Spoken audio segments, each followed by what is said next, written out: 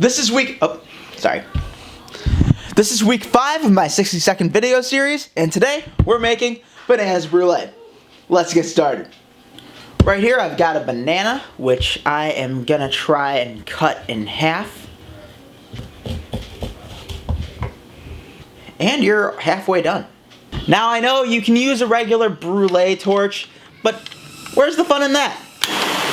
It's go time.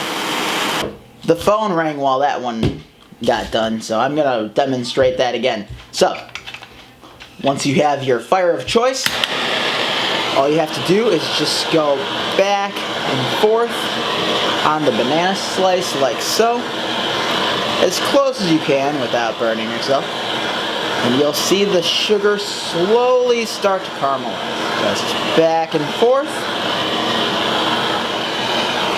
And after your desired doneness, just turn it off. And just wait a little bit. And now, for the moment of truth. Hey, look at me, I'm an ASMR channel.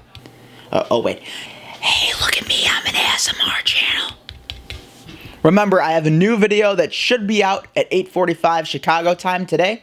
Until then, I'm Jared Lendy with Small Bites. See ya.